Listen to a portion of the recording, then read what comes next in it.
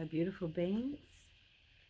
This is Mim from Mystic Pathways, coming at you from beside my little fire outside on my veranda. And today is the 1st of May. So in my world, that is the first winter celebrations. It is Samhuinn, and it is the start of a new cycle for me. So it's a close of the last cycle, old cycle, and now we're starting a new cycle. So I thought this time around I would read to you my writings that I have written over the years, starting with the Sabbaths and then incorporating the Kybalion, the 7 universal principles, and then recently the Noble Eightfold Path. I found by combining the three, I was able to put into a practice the different elements. One that really deeply connected me to earth and nature and this realm. And then the other practice is understanding how this realm actually works and how I can tap into magic. And then how can I walk this path, this mundane life, in a more conscious and more joyful way. And so combining the three kind of like really brought in a holistic view of a spiritual practice for me. And so I thought I would share with the 8 Sabbaths as we go through the cycle, what they mean, what we can do, and how we can weave them all together and live a life of change. So the 8 Sabbaths is also known as the Wheel of the Year. It's an annual cycle of seasonal festivals consisting of the year's solstices and equinoxes and the midway points, also known as the cross-quarter days, also known as the starts of the seasons. They are marker points to help remind us we are part of nature, Mother Earth, and the cosmos. The 7 universal principles helps the thinking mind and the intuitive mind ground and create a more conscious awareness of time, space, dimensions, consequences, and how the cosmos works. The Noble Eightfold Path is a practical tool to implement and assist in living a healthier, happier life in the physical, material world of everyday living, with a greater understanding of how to live your life. And there are many paths on this spiritual journey. No one way is wrong, and no one way is right. Hence, Mystic Pathways. The Sabbaths, also known as the Wheel of the Year, is not only a spiritual practice, but a practical practice. This is where we get to put it in our mundane lives. That connects you back with nature, earth, and the age-old cycle of seasons. The Wheel of the Year is an annual cycle of seasonal festivals consisting of the year's main solar events and the midway points between them. Solstices and equinoxes are the main solar events, and the midway points, or the cross-quarter days, are the start of the seasons and begin midway point between the solstices and the equinoxes, because you can't necessarily mark the start of a season, but you can certainly mark the equinoxes and the solstices due to the tilt of the earth with the sun and the effects that it has on us here. So we mark those points. And then you can see that they're the deep parts of the seasons. They're the midway points. So the autumn equinox, which we just had, is when day and night were of equal length. Then moving forward from that day, the nights got longer as the earth began to tilt towards the northern hemisphere began to tilt towards the sun, and we started to tilt away. So they were getting more sun, we were getting less. And then we get to the winter solstice, is when the southern hemisphere is tilted the furthest away from the sun, and then from that night forward, the days start to get longer. So we can mark those points. So we measure in between those the starts of the season. So between the 21st of March and the 21st of June, autumn equinox, and winter solstice is the 1st of May. So in the southern hemisphere, for us, it's Samhain. For me, it's the beginning of a new cycle. For the northern hemisphere, it's Beltane. They're moving into summer. So they've got a different festival and different celebration going on. But for us here in the southern hemisphere, it is winter. And that's how we work the starts of the seasons, is just that midway point between the two main markers. And so the Sabbaths that I will be relating to, of course, are for the southern hemisphere. For the northern hemisphere, you've got to flip them. And as this is a natural calendar, the wheel of the year does not begin on the 1st of January, but rather beginning of winter and flows from there. And to find the exact dates of the solstices, equinoxes, and the cross-quarter days, you just do some research on the internet and you'll find many pages with that information. The Kybalion is a study of the Hermetic philosophy. The principles of truth are 7. He who knows these understandingly possesses the magic key before whose touch all the doors of the temple fly open. The lips of wisdom are closed except to the ears of understanding, the Kybalion. Studying and applying the Kybalion and the 7 universal principles is like comprehending the universe at a subatomic level. The laws behind the principles help us to walk through life forewarned.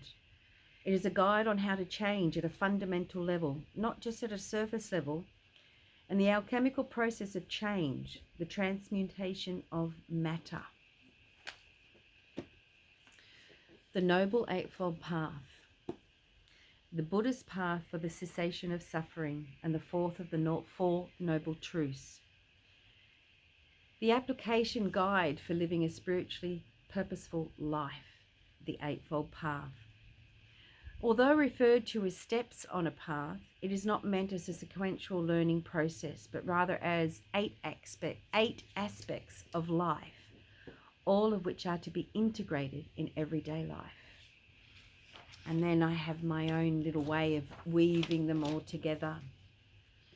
So the 1st of May is winter, is Samhain. And we're going to also look at the 7 universal principles, and the first of the Noble Eightfold Path is right view. So this Sabbath is winter, Samhain, is the beginning of a new cycle, the time of the void, reflecting on what was and what will carry us through the winter months. What was my harvest? What was my reaping?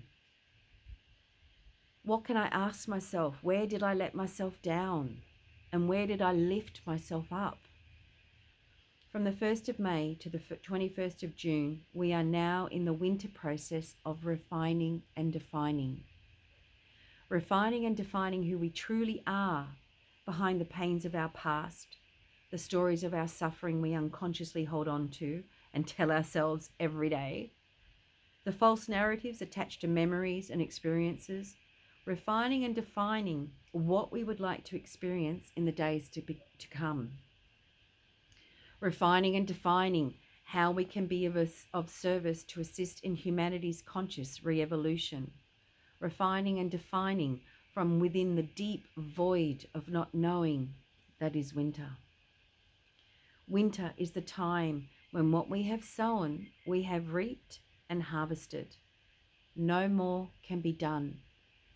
It is done.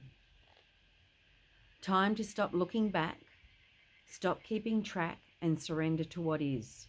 We take stock of what we did, we let go of what we didn't, and we sit in the space of what is here. Samhain, meaning summer's end, is considered a time of change, a transitioning from one way of life to another, from a sunlit outdoor life to a time where light and warmth is to be found by the hearth. This is the time of transition, when normal reality is disturbed as the earth moves through a joint in time.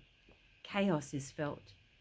Supernatural powers are seen to break through the joints between the 2 great seasons of the year, Samhain as winter begins, and Beltane as summer begins. Samhain is the time where the veil which divides the subtle realms and the worlds is thinnest.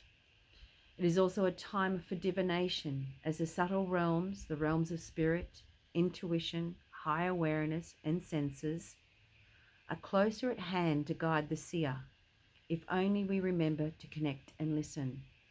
It's also a time where our ancestors are at our closest, and we are closest to them. Winter is when we dream of those seeds of change we've been tuning into.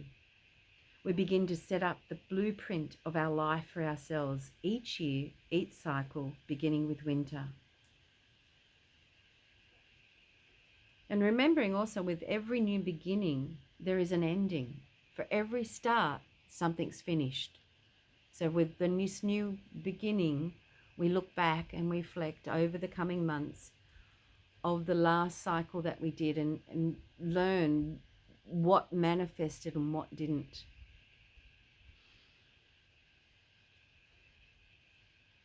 When considering celebrating this time, take some time and connect and honor the ancestors and the loved ones who have passed on before you. Say goodbye to the old and prepare for the new. Create a sacred fire and release into the flames grievances and blessings from the past year and set them free. The Kybalion, the 7 universal principles. The principles of truth are 7. I sit in contemplation every year at this time, the completion of yet another cycle and the coming void where a new cycle is seeded, winter, Samhain. I have been feeling that humanity has been sitting at crossroads for some time now, old ways changing, new ways forming, a crazy dance of old moves and new. What will be let go of in order to heal? What will be let go of in order to evolve and mature? And I muse as to what to share with you, and I most times feel inadequate to even attempt at assuming I know any answers to offer your questions. I am human. I have old stories of my own, ripe for rewriting.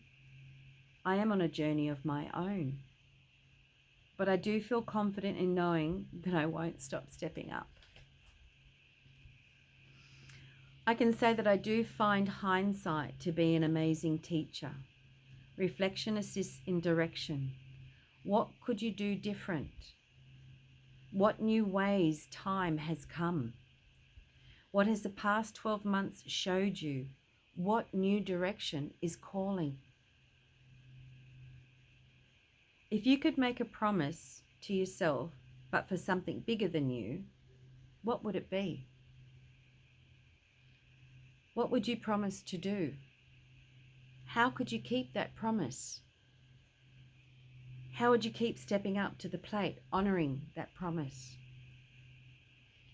We are creative beings. While we truly do not fully understand what that exactly means, we are nonetheless creative beings. And life has a way of bringing to light that which needs to be healed.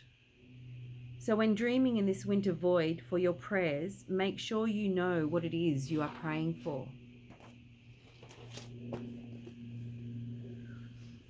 Use this powerful time to go within and clear the chatter. Take time out more often to sit and breathe and keep focused on your intent. Whatever that deep, heartfelt prayer, know that you will have to also step up and partake in the magic to make it manifest. As winter marks the beginning of a new cycle, this is the perfect time to introduce the 7 universal principles that we will work and apply with the remaining Sabbaths. Learning and comprehending how to create magic is based on the following several universal principles. The application of this magic is in the everyday life, and that's actually where we want the magic, in our everyday, mundane, boring, chop wood, carry water, do the dishes, wash the clothes, That's where we want the magic in our everyday life. The application of the magic is in the everyday life. The Noble Eightfold Path shows us it is in the practice that is the way. So the 7 Hermetic principles upon which the entire Hermetic philosophy is based are as follows. 1. The principle of mentalism. The all is mind. The universe is mental. The all, which is the substantial reality underlying all the outward manifestations and appearances which we know under the terms of the material universe, or the phenomena of life, or matter, or energy, and in short, all that is apparent to our material senses. So I'll read that again. The principle of mentalism is the all is mind. The universe is mental. It is this power that we have in here to think and see, interpret, manifest that creates the universe, how we are here. If we don't have mind, we're not here, are we? So in essence, that means which is the substantial reality underlying all the outward manifestations and appearances which we under the terms of the material universe. I hope that makes sense for you. I hope you can understand that. We do go into it deeper in the next Sabbath, the principle of mentalism. The principle of correspondence, as above, so below, so below. I'll say that again. The principle of correspondence, as above, so below, as below, so above. This principle embodies the truth that there is always a correspondence between the laws and phenomena of the various planes of being and life. The principle of vibration. Nothing rests. Everything moves. Everything vibrates. This principle embodies the truth that everything is in motion. Everything vibrates. Nothing is at rest, which modern day science endorses and verifies. Principle number 4, the principle of polarity. Everything is dual.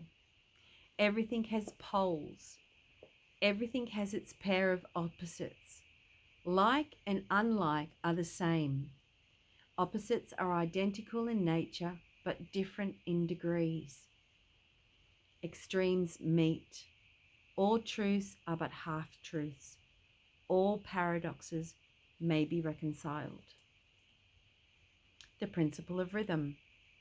Everything flows out and in. Everything has its tides. All things rise. All things fall. The pendulum swing manifests in everything. The measure of the swing to the right is the measure of the swing to the left. Rhythm compensates. Principle number 6.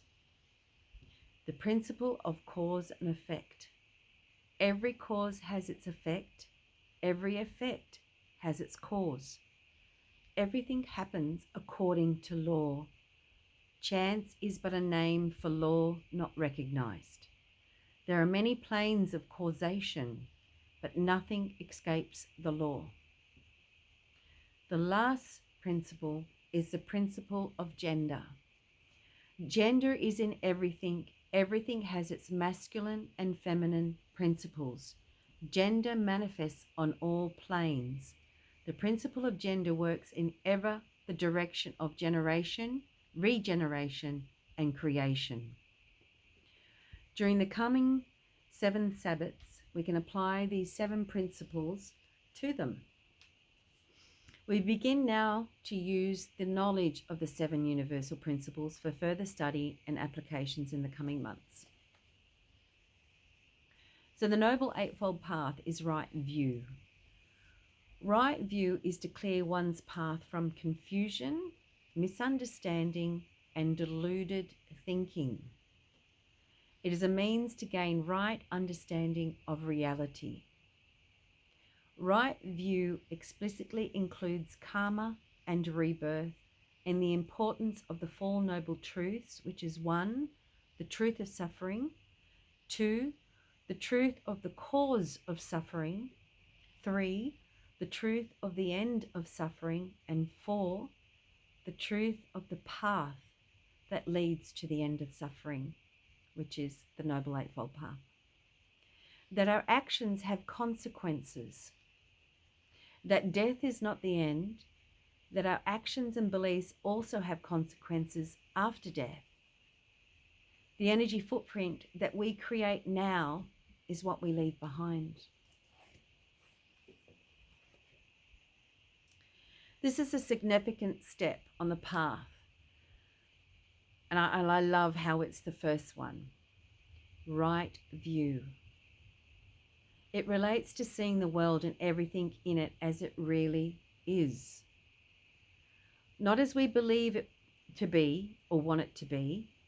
Just as you may read the directions on a map and then make the journey, studying, reading, and examining the information is important, but only the preparation for the journey.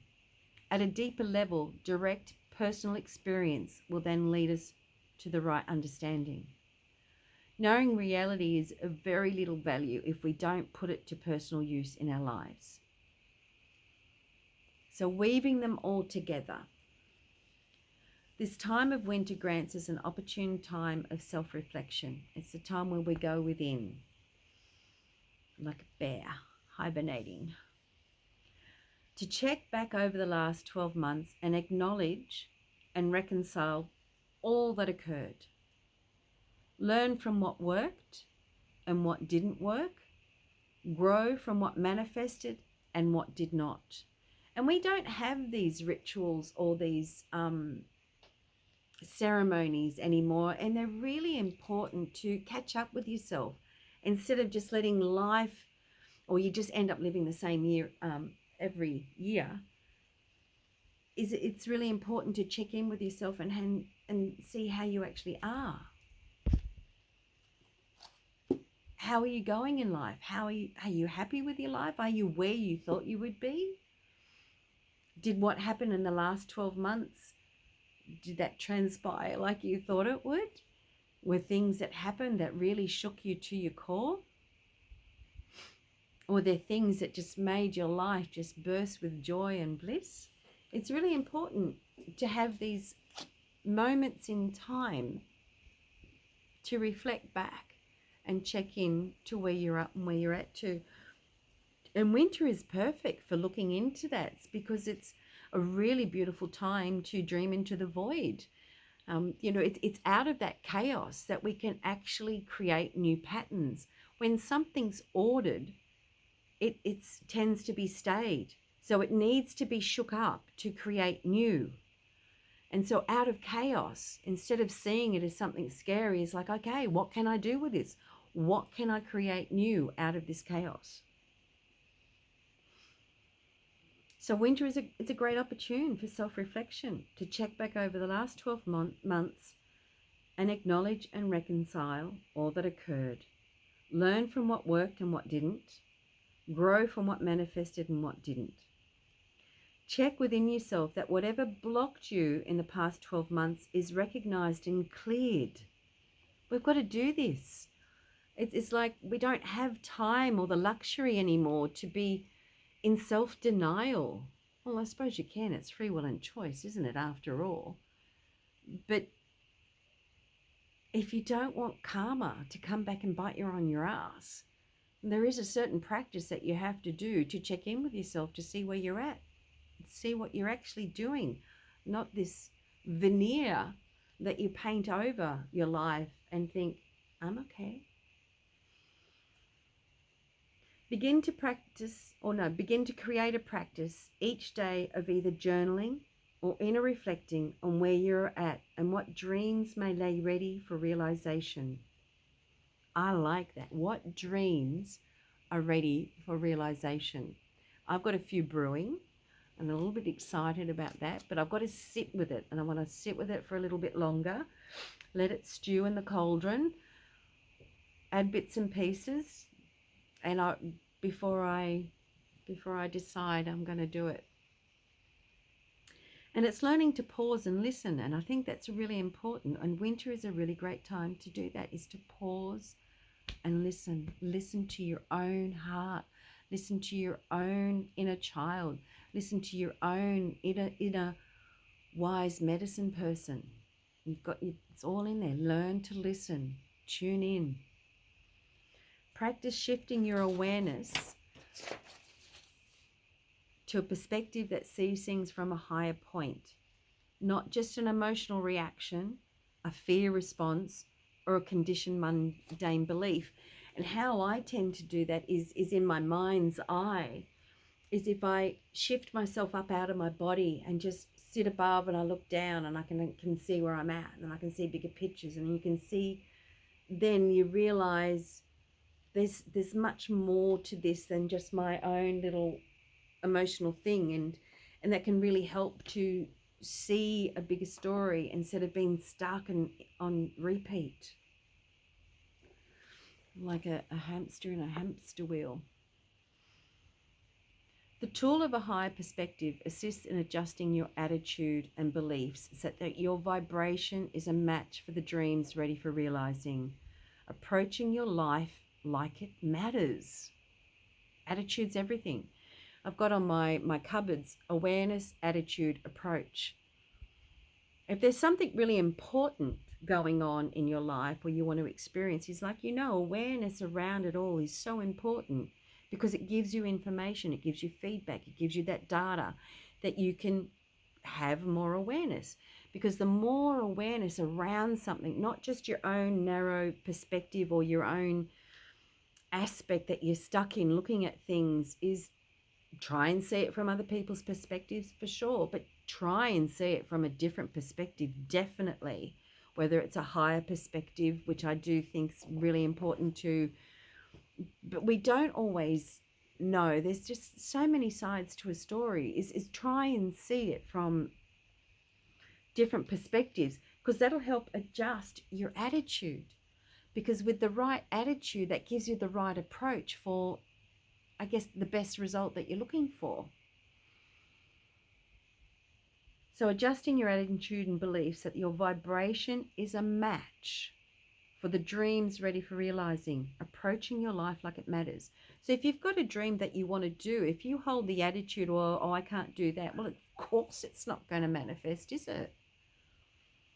But if there's a dream that you want to try and manifest and grow, it's like, be real with it and understand that every great master started out at some point, but you've got to take that first step. And that first step is where you start, is never where you finish. But we've got to start somewhere, even if that starting point is starting to dream into what could that be, or dreaming into this feeling of things coming together in a certain way that it might be time for it to be made manifest. They're exciting times, so it can be a really exciting time of dreaming. But we've got to find what blocks us. And I see this analogy, especially with winter, because we're harvested. So the field's cleared of your harvest. And it's not quite ready for ploughing yet, so it's going to rest. But you can see where there's a boulder. You can see where there's dead tree roots. You can see the things that are going to block your planting your next crop. So you want to move them out. You want to clear them. And so a certain point there comes where we've got to do the digging. We've got to do some digging to find what's blocking us, or what could be a negative belief that's going to hinder it from manifesting. I'm trying to think of other words rather than block. So we need to do a bit of digging to reconcile, to clear, to get rid of it, so that when it comes to planting your seeds, your dreams, you're going to be behind them. You're going to know what needs to happen. You're going to nurture them. You're going to feed it. You're going to give it energy, because that's how it makes manifest. There's no point thinking about something and then not putting any energy towards it. So even in winter, as the fields are resting and we rest, it's a really good time to reflect on, okay, I can see that that needs moving and that needs clearing. And at the same time, you're dreaming about what next. And I love that. It's like, well, what next? Because what you put out is what's going to come back. So that's why attitude's really important. And as we rest and dream this winter, keep in mind the thinking mind and the intuitive mind. Choices have consequences. Actions have repercussions. That what we do not only impacts our stories and experiences, but others as well. So as you rest and dream this winter, keep in mind that your choices have consequences. Your actions have repercussions, not just on yourself, but on those around you as well. So be very mindful of what seeds you're going to plant and you're going to walk yourself towards. Because if you don't, and it's only going to come back and bite you on your ass. So I suppose you could always be in avoidance and denial your entire life. So this story is not for those kind of people. This story is for those that are looking for self-growth, self-improvement, self-love, to be a better version of themselves, so they can be of help for the collective rather than a hindrance. Because the more that we can harmonize our own frequencies, the more that we can come and be in that state of bliss and joy. And the more we are harmonized, the more we're going to help harmonize the collective energy field.